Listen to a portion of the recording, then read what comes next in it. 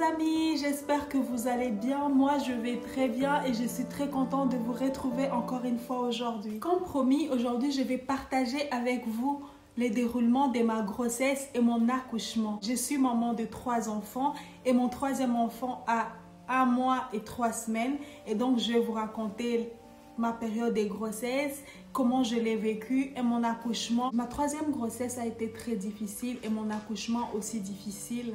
Donc partager cette expérience n'a pas été facile.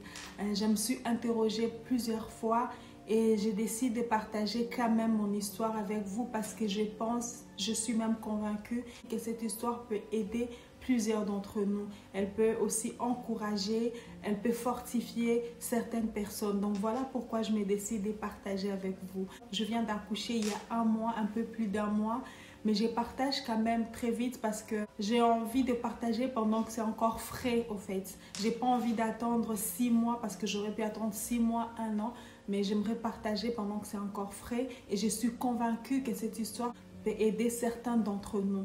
J'aimerais quand même préciser que je ne suis pas médecin, je ne suis pas sage-femme, je ne suis pas spécialiste de santé. Voilà, donc là je raconte juste mon histoire, je raconte comment j'ai vécu les choses, comment j'ai vécu ma grossesse, comment j'ai vécu mon accouchement, les émotions que j'ai ressenties, ce que j'ai pensé et comment j'ai vécu certaines choses. Je ne porte pas de jugement sur le personnel de santé, je ne porte pas de jugement sur l'hôpital, je raconte comment moi, en tant que patiente, comment j'ai vécu les choses. Je vais raconter mon histoire en plusieurs fois parce qu'elle est longue. Donc les 9 mois de grossesse plus mon accouchement, c'est une histoire assez longue. Donc je vais la raconter peut-être en 2 ou 3 vidéos. Aujourd'hui, je vais parler de ma grossesse et dans une autre vidéo, on parlera de mon accouchement. Donc le début de ma 3e grossesse s'est très bien passé jusqu'au 6e mois. J'ai pas eu de vomissements, j'ai pas eu de nausées. J'ai pas eu de maux de tête, je faisais les ménages, je faisais à manger, j'amenais mes enfants à l'école, je faisais tout comme normal, comme une femme enceinte, mais normal quoi, il n'y avait rien de particulier. J'étais fatiguée et j'avais envie de dormir, mais rien de particulier, cela me semble normal pour une femme enceinte. J'étais suivie par une sage-femme privée. J'avais rendez-vous tout le mois. Comme d'habitude, rien de particulier. J'étais inscrite à la maternité.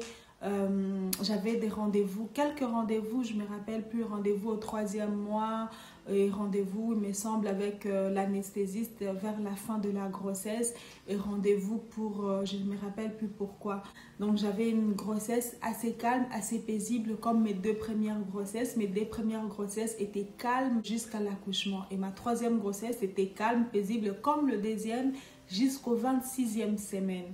26e semaine, soit 6 mois de grossesse. Donc, à 6 mois de grossesse, les choses ont changé. 26 semaines et 4 jours pour être précise. Je me lève à 6 h du matin. Donc, mon réveil sonne à 6 h du matin comme d'habitude. Et donc, je me prépare en tournant dans le lit. Je me prépare pour ma routine matinale.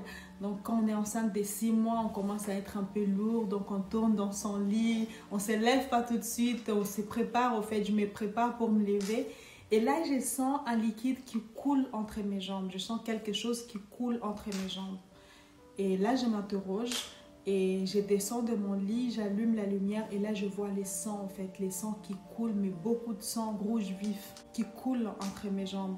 Et là, je panique vraiment et j'appelle mon mari, je commence à crier, à appeler mon mari qui était en bas en train de prendre sa douche pour aller travailler. Donc j'appelle, mais celui-ci ne m'entend pas. Je descends pour rejoindre mon mari. En fait, je ne voulais pas faire du bruit pour réveiller mes enfants. Je ne voulais pas que mes enfants me voient dans cet état-là. Donc je descends et j'ouvre en fait la porte de la salle de bain en bas où était mon mari. Et j'écris, j'ai dit mon bébé, j'écris mon bébé parce que pour moi à ce moment-là, je me dis que je suis en train de faire une fausse couche. Et je commence à crier mon bébé pour dire à mon mari, je suis en train de perdre mon bébé. Là, j'écris mon bébé et mon mari comprend que notre enfant, donc les derniers, donc les 2e enfants n'allaient pas bien parce qu'à ce moment-là, on l'appelait encore bébé. Donc mon mari sort de sa douche et il court tout de suite vers la chambre des enfants pour voir s'ils vont bien. Et donc, il voit que les enfants vont bien et qu'ils dorment. Il revient vers moi et là, il voit les sangs qui coulent, en fait. Il voit les sangs qui coulent. Et là, il comprend que, voilà, je suis en train de perdre le bébé qui est dans mon ventre. Donc, nous deux, on comprend qu'on est en train de perdre le bébé qui est dans mon ventre. Et mon mari prend son téléphone, je vois, il prend son téléphone, il commence à appeler les pompiers. Là, je suis vraiment paniquée, je suis convaincue que je suis en train de perdre mon enfant. J'avais jamais vécu quelque chose de pareil, ni de près ni de loin. Donc, je suis convaincue que je suis en train de perdre mon enfant et je commence à dire, je suis en train de perdre mon enfant est mort, mon enfant est mort, je suis en train de perdre mon enfant. Et pendant que je criais comme ça, je sens quelque chose qui remonte en moi, qui me dit, c'est ce que tu déclares dans ta bouche, c'est ce qui va arriver. Quand j'entends ça en moi, j'arrête, en fait, je ne dis plus ça. Tout de suite, je commence à dire, je refuse, je ne vais pas faire une fausse couche. Cet enfant va vivre, il va naître, il ne va pas mourir, il va vivre, personne ne va mourir.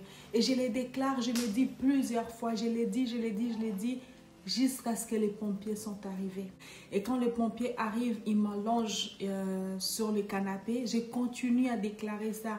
Je sentais que il fallait que je continue à dire ça. Pendant que je disais ça, j'ai commencé à sentir comme s'il y avait quelque chose qui revivait en moi. Parce que quand j'ai commencé à perdre du sang et que je voyais que les sangs coulaient beaucoup et les sangs rouge vif, pour moi c'était fini. L'enfant était mort, j'avais fait une fausse couche. Mais quand j'ai commencé à déclarer ça, première fois, 2 fois, 3 fois, 4 fois, 5 fois, j'ai commencé à sentir comme si quelque chose commence à renaître à moi. Je commence à me sentir forte. En fait, j'ai commencé à être convaincue de ce que j'ai dit et je commence à sentir, je ne sais pas comment expliquer ça, mais la paix dans mon cœur. Je commence à sentir un calme dans mon cœur. Je commence à me dire en moi que non, mon enfant n'est pas mort. Il est vivant, il est vivant. Et je commence à y croire. Parce que vraiment l'espoir était parti et là l'espoir revient. Alors qu'il y avait les sangs autour de moi, les sangs vifs, alors qu'il y a quelques minutes je croyais que j'avais perdu mon enfant, au fait, le fait de déclarer ces paroles, j'ai eu l'impression que tout ce qui était autour de moi n'avait plus d'importance. La vie, au fait, tout ce que je sentais ne dépendait plus de ce qui était autour de moi. Tout ce qui me faisait peur ne me faisait plus peur, en fait. Je sentais la vie renaître en moi. Et donc, les pompiers m'ont allongé sur les canapés et tout de suite, je sens les bébés commencer à bouger plusieurs fois, bouger comme ils bougeaient d'habitude. Et là, je commence à louer, je commence à dire merci Jésus, je sais que mon bébé est vivant, je sais que mon bébé est là. C'est alors que la parole d'Apocalypse, je vous note le verset en bas, m'est venue à l'esprit. Cette parole qui dit, ils l'ont vaincu à cause de la parole de leur témoignage. Il y a une autre version qui dit, ils l'ont vaincu à cause de la parole de leur bouche. Je voulais ouvrir une première parenthèse pour dire, la parole de ta bouche a une très grande importance. Les paroles que tu sors de ta bouche, les paroles que tu déclares sur ta vie ont une très grande importance. Ces jours-là, cette parole a été réalité. Ils l'ont vaincu à cause de la parole de leur bouche. Ils l'ont vaincu à cause de la parole de leur témoignage.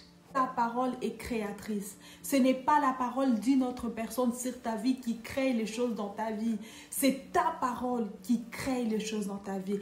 Les paroles que tu sors de ta bouche déterminent ta situation. Les paroles que tu sors de ta bouche déterminent ta vie. Tu as une parole puissante, une parole capable de créer, une parole capable d'appeler à l'existence ce qui n'existe pas. Ne néglige pas ta parole. Ne néglige pas ce qui sort de ta bouche. Ta parole a un impact dans ta vie. Ne négligeons pas nos paroles. Restons positifs dans nos paroles. Si tu as des paroles positives, tu vas vivre une vie positive. Si tu as une parole de paroles négatives, tu vas vivre dans la négativité. Nos paroles ont une très grande puissance. Nos paroles ont une très grande efficacité. Je ne suis pas en train de dire que les femmes qui font les fausses couches ne sont pas positives ou ne racontent pas, ne proclament pas les paroles positives dans leur vie. Je ne suis pas en train de dire ça et je ne crois pas à cela. Et voilà, donc c'est comme ça que les pompiers sont arrivés. Ils ont constaté que mon bébé bougeait et quelques temps après, le SAMU était là. Donc ma maison était pleine, il y avait les pompiers, il y avait le SAMU. Donc ils m'ont fait des consultations et ils ont décidé que je devrais partir à l'hôpital. Les pompiers m'ont amenée à la maternité et quand je suis arrivée, le médecin qui m'ont pris en charge m'ont fait une échographie et l'échographie a révélé un placenta Praevia. Et voilà à l'image un placenta Praevia. On parle donc de placenta Praevia ou placenta bas lorsque celui-ci est placé trop proche du col de l'utérus sans le couvrir. Cette mauvaise positionnement est détecté à l'échographie. Les placentas bas provoquent souvent des saignements chez la maman et une mauvaise circulation du sang et de l'oxygène pour le bébé. Cette anomalie nécessite une grande surveillance médicale. On parle du placenta recouvrant lorsque celui-ci couvre l'ensemble du col. Sur cette image, on voit les différents positionnements du placenta. Positionnement normal du placenta, positionnement bas et positionnement recouvrant. Voilà les amis, pour aujourd'hui, je m'arrête par là et je vous donne rendez-vous dans une prochaine vidéo. Si tu n'es pas encore abonné à ma chaîne, abonne-toi, c'est gratuit. Laisse-nous tes commentaires pour nous dire ce que tu penses de nos vidéos. Et je vous dis à bientôt.